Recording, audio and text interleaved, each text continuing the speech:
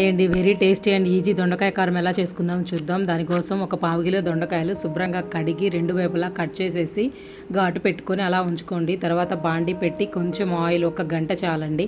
Oil కాగానే ఈ కాయలన్నీ అందులో వేసేసి కొంచెం సాల్ట్ చల్లండి. సాల్ట్ కొంచెం వేయండి, మళ్ళీ కారంలో వేస్తాం కదా.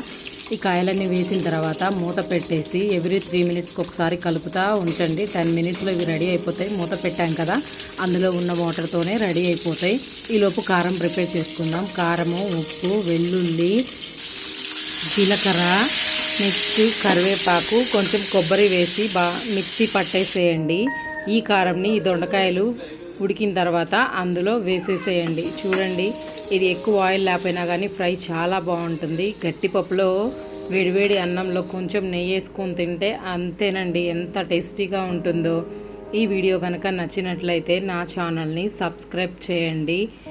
ఆ వీడియోస్ ఎప్పటికప్పుడు నోటిఫికేషన్ రూపంలో మీకు వెంటనే వస్తాయి. నెక్స్ట్ లైక్ చేయండి, షేర్ చేయండి. ఇలాంటి మంచి మంచి వీడియోస్ అందరికీ త్వరగా అందడానికి హెల్ప్ఫుల్గా ఉంటుంది. Thank you for watching my videos.